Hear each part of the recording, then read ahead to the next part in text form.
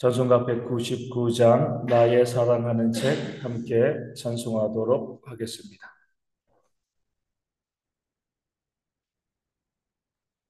찬송가 199장 나의 사랑하는 책 함께 찬송하겠습니다.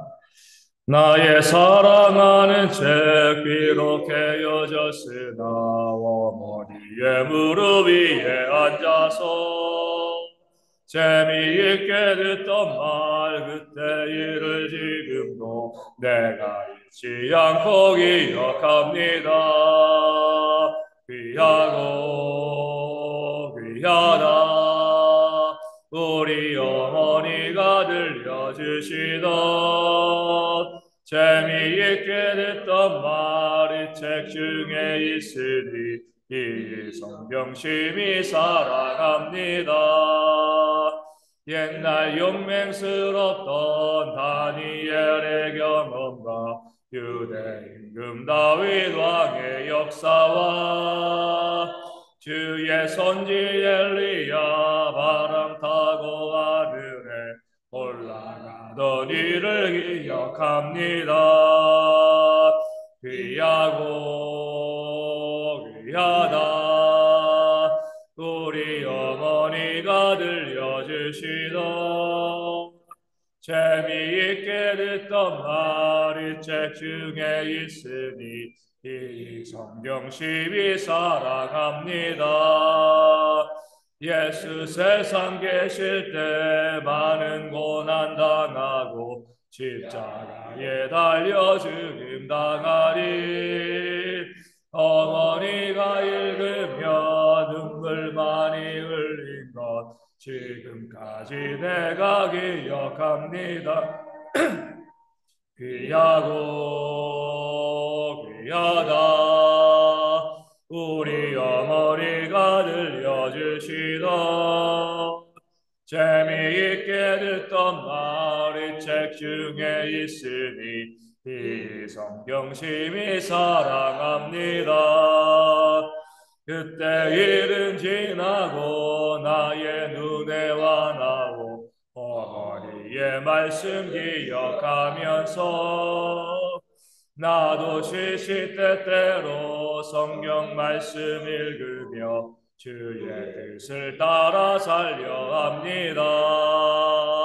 귀하고 귀하다 우리 어머니가 들려주시던 재미있게 듣던 말이 책 중에 있으니 이 성경심이 사랑합니다. 아멘. 사도신경으로 우리의 신앙을 함께 고백하겠습니다. 나는 전능하신 아버지 하나님 천지의 창조주를 믿습니다. 나는 그의 유일하신 아들 우리 주 예수 그리스도를 믿습니다.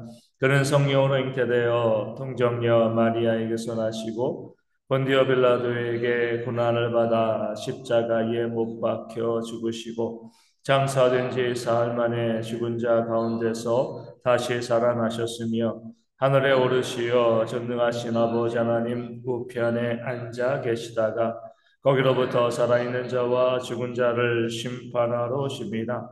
나는 성령을 믿으며 거룩한 공교회와 성도의 교제와 죄를 용서받는 것과 몸의 부활과 영생을 믿습니다. 아멘.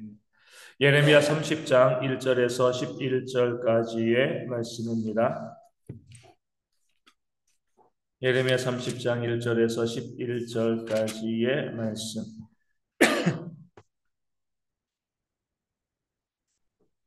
말씀을 읽어드리겠습니다.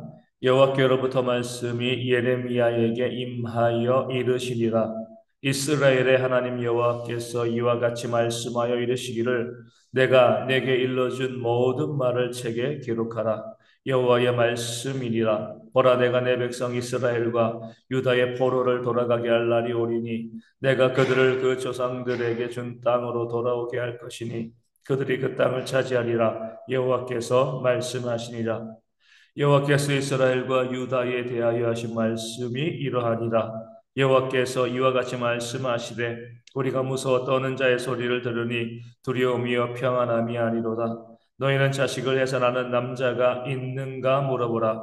어찌하여 모든 남자가 해산하는 여자같이 손을 자기 허리에 대고 모든 얼굴이 겁에 질려 새파래졌는가?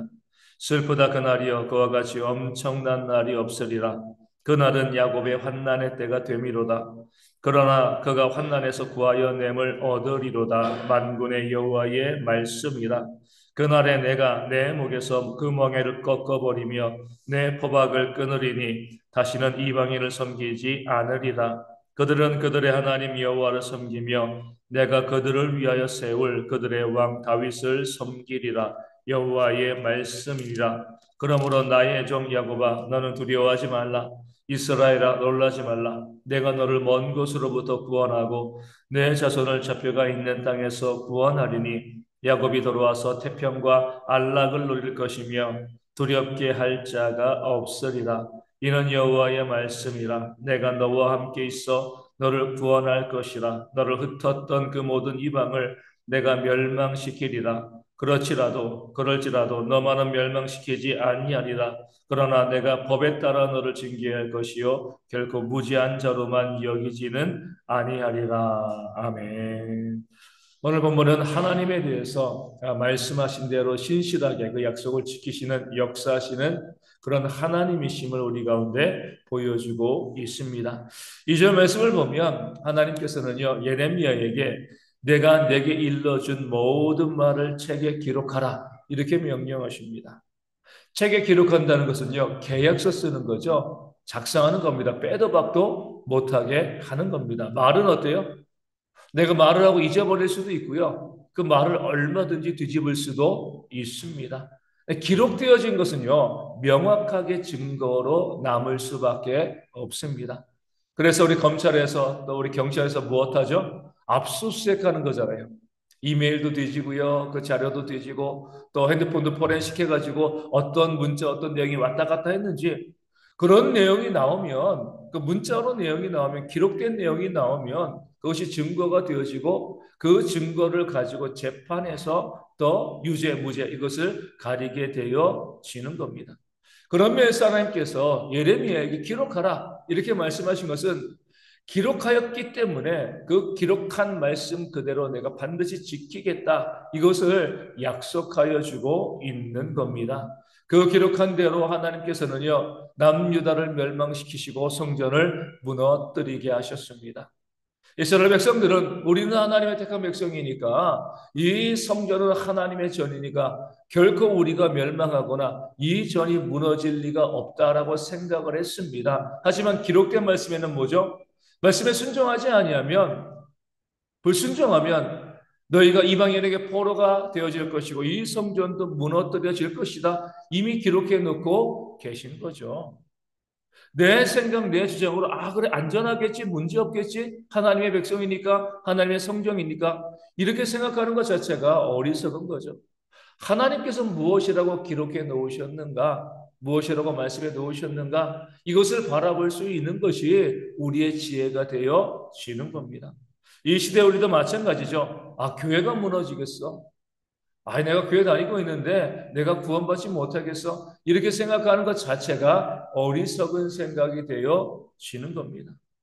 얼마나 많은 교회들이 무너지고 있는지 모릅니다. 얼마나 많은 교회들이 문을 닫고 있는지 몰라요. 정말 내가 하나님 믿고 구원받았다라고 생각하지만 마지막 그 심판의 자리에서 마태복음 7장에 있는 것처럼 나는 너희를 도무지 알지 못한다. 이렇게 하나님의 말씀 심판의 선고를 들을 자들도 이 땅의 교회 가운데 많이 있습니다. 그렇기 때문에 그냥 내 생각으로 내 주장으로 내가 하나님 믿고 이 교회가 하나님의 교회니까 나도 구원받고 이 교회도 절대로 무너지지 않을 거야. 그렇게 생각하는 것은 어리석음이죠. 그런 생각을 갖고 있던 이스라엘 백성들이 말씀에 기록된 대로 무너지고요. 포로가 되어지고 그 성전이 무너진 겁니다.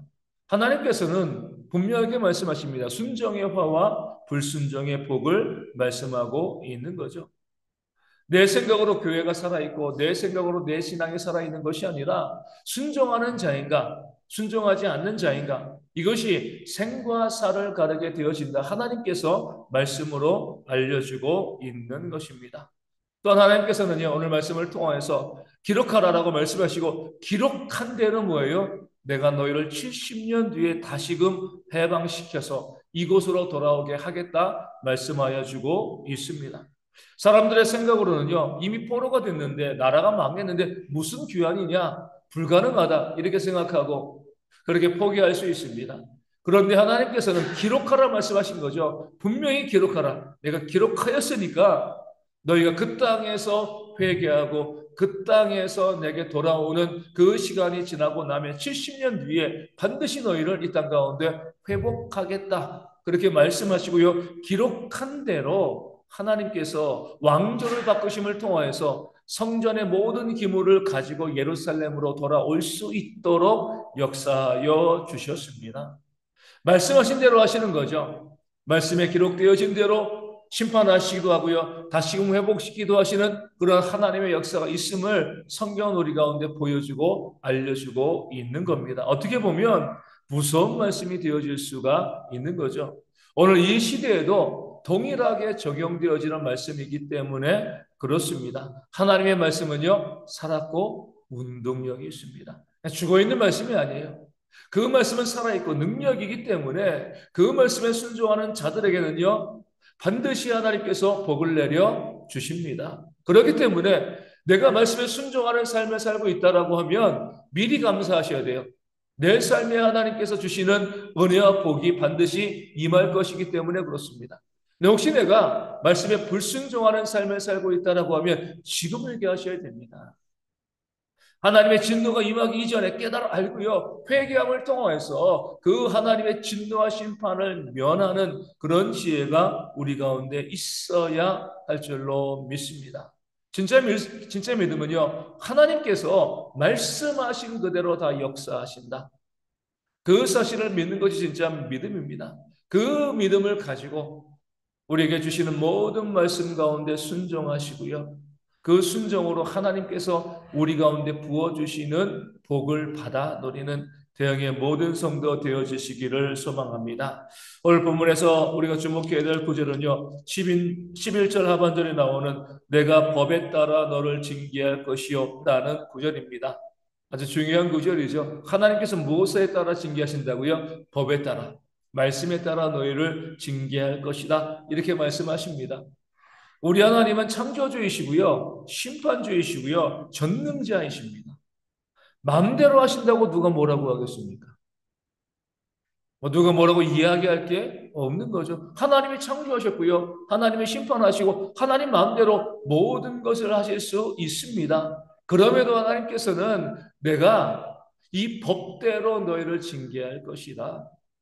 내 감정에 따라서 내 기분에 따라서 뭐 하는 것이 아니라 기록되어진 그 말씀의 범위 안에서 그 말씀을 가지고 법에 따라서 복줄 자에게 복을 주고 또 징계할 자에게 징계하겠다 이렇게 말씀하고 있는 거죠. 이것이 바로 하나님의 공의가 되어지는 겁니다. 그냥 마음에 따라서 기분에 따라서 하는 것이 아니라 하나님께서 기록하신 그 말씀을 가지고 그 말씀의 범위와 그 말씀의 테두리 안에서 일하시고 움직이시고 역사하시는 것이 바로 하나님의 공의가 되어지는 겁니다. 옳은 자를 옳다, 또 그른 자를 그르다라고 이야기하고요. 화와 복을 내려주시는 거죠. 그럴 때 그 화와 복을 받는 자들이 수긍할 수 있게 되어집니다. 아, 법에 이렇게 나와 있으니까, 말씀의 법에 이렇게 되어 있으니까 그것을 받아들일 수밖에 없는 거죠. 우리가 다른 사람을 대하는 것도 마찬가지입니다. 내 기분, 내 감정, 내 생각을 가지고요. 함부로 그 사람을 재단하는 것은 어리석은 모습이 되어지는 겁니다. 내가 보기에 정말 문제 많은 사람이라 할지라도 법으로 봤을 때는 문제가 없을 수 있습니다. 내가 보기에는 어때요? 아무런 문제가 없는 사람이라 할지라도 법으로 보면 문제가 있고 죄가 있는 사람일 수가 있습니다. 그런 면에서 우리도 다른 사람을 대할 때 우리 뭐 이 팔은 안으로 굽는다고요. 내 편에 대해서는 무조건 다 좋다 옳다라고 판단하고 내 편이 아닌 사람에 대해서는 무조건 틀리다라고 이야기하는 그런 잘못된 사고를 버리고요. 항상 뭐예요? 그 법에 따라서 판단할 수 있는 그런 지혜가 우리 가운데 있어야 합니다. 저는 재판장에 별로 가본 적이 없습니다. 가본 적이 없지만 판사들이 무엇으로 판단을 하죠? 늘 법전을 가지고 저희 나라는 성문법이잖아요. 법전을 가지고요. 형법, 또 민법, 또 이제 뭐 이 어떤 법 해가지고 법 몇 조 몇 항에 따라서 그 법을 가지고 판단하게 되어집니다. 그런 거 없이 그냥 판사가 기분대로 내가 보니까 오늘 내가 기분 안 좋으니까 당신 유죄. 어떤 사람은 죄를 범하였는데 오늘 내가 좋은 일이 있어. 오늘 생일이야. 당신 무죄. 이렇게 하면은요. 누가 그 법원의 판단을 신뢰할 수 있겠습니까? 자신의 기분과 자신의 또 사상, 생각 이런 거 다 버리고요. 법에 따라서 판단하는 그런 모습이 있어야지 사람들이 받아들이게 되어지는 겁니다. 요즘 이 나라도 그러잖아요. 이 사법부에 대해서 많이 많습니다. 사람들이 뭐라고 생각하는 거죠? 그 판사들이 좌파이건 우파이건 자기의 사상에 따라서 법을 적용한다. 이렇게 생각하기 때문에 말들이 많은 겁니다. 판사들은요, 아주 단순하게 이미 기록된 그 법에 따라서 그 정확하고 또 정직하게 판결하면 되는 거고요. 또 국민들은 그것을 받아들이면 되는 겁니다. 우리가 다른 사람을 판단할 때도 마찬가지예요. 다른 사람에 대해서 이야기할 때도 마찬가지입니다. 내 생각, 내 주장에 따라서 내 감정과 내 기분에 따라서 이야기하는 것이 아니라 성경 어디 몇 장, 몇 절을 가지고 봤을 때 이것이 옳습니다, 옳지 않습니다. 이렇게 이야기할 수 있어야지 뭐예요? 그나마 판단할 수 있는 자격이 생기는 겁니다. 말씀에 근거하지 아니하고요. 하나님께서도 그 전능자 하나님께서도 법에 따라 징계하신다. 그 법에 따른다. 이렇게 말씀하셨는데 사람인 우리가 하나님의 법이 분명히 있음에도 불구하고요. 그 법이란 근거를 대지 아니하고 내 생각, 내 주장 이것을 가지고요. 판단하고 이야기하면 그 자체가 잘못된 판단, 잘못된 비방이 되어질 수가 있습니다. 그러니까 누군가에 대해서 그의 말과 행동에 대해서 내가 꼭 이야기해주고 싶은 것이 있다. 그것이 옳다 그러다 이야기하고 싶다. 그런 마음이 있을 때는요. 성경을 연구하셔야 됩니다. 성경을 찾아 보셔야 돼요. 우리가 바쁜데, 우리가 평신도인데, 어떻게 그렇게 할 수 있습니까? 그렇게 이야기할 수 있죠. 하지만, 그래서 잘못된 판단으로 죄를 짓는 것보다는 나은 거죠. 그렇게 내가 말씀을 가지고 근거를 댈 수 없다라고 하면 침묵하셔야죠. 하나님의 판단에 맡기셔야 됩니다. 그런 것이 없이 하나님도 법에 따라 말씀하시는데 우리가 그 법에 말씀에 의거하지 아니하고 누군가에 대해서 무엇인가 이야기하는 그런 모습들은 우리가 버려야 되는 것임을 말씀이 우리 가운데 알려주고 있는 겁니다. 그럴 때에 우리가 속해 있는 공동체가 더 성경적으로 건강하게 올바로 세워지게 되어질 줄로 믿습니다. 오늘 말씀을 가지고 우리 모든 성도들이 하나님께서 우리 가운데 말씀하신 대로 역사하신다. 그 사실을 기억하여 주시고요. 그 하나님을 믿고 말씀에 순종함으로 복을 누리는 그런 우리가 되어질 수 있도록 또 무엇인가 이야기하고자 할 때 내 생각, 내 감정대로 하는 것이 아니라 하나님의 말씀에 어떻게 기록되어 있는가 그것을 보시면서 말하고 또 이야기할 수 있는 그런 지혜가 우리 가운데 있을 수 있도록 이 아침에 함께 기도하도록 하겠습니다. 이번 주일에 성찬 예식이 있습니다. 우리 모든 성도들이 또 믿음으로 준비하여서 은혜 받는 시간 되어질 수 있도록 간 기도하여 주시고요. 육신의 질병에 있는 분들의 회복을 위하여서 삶의 어떤 문제, 경제적인 어려움, 관계의 문제로 힘들어하는 모든 분들도 회복되어지고 체험받는 그 역사가 있도록 기도하여 주시고요. 이 나라 위정자들을 위하여서 하나님께서 기뻐하시는 그런 택한 자가 이 나라의 대통령으로 세워질 수 있도록 그것을 통해서 경제와 안보의 모든 위기 가운데 나라가 이겨낼 수 있는 힘을 가질 수 있도록 기도하여 주시고요. 우리 교회와 선교지 교회, 작은 교회들의 부흥을 위하여서도 열심히 함께 기도하도록 하겠습니다. 주기도문 하시겠습니다. 하늘에 계신 우리 아버지, 아버지의 이름을 거룩하게 하시며 아버지의 나라가 오게 하시며 아버지의 뜻이 하늘에서와 같이 땅에서도 이루어지게 하소서. 오늘 우리에게 일용할 양식을 주시고 우리가 우리에게 잘못한 사람을 용서하여 준 것 같이 우리 죄를 용서하여 주시고 우리를 시험에 빠지지 않게 하시고 악에서 구하소서. 나라와 권능과 영광이 영원히 아버지의 것입니다. 아멘. 기도하겠습니다.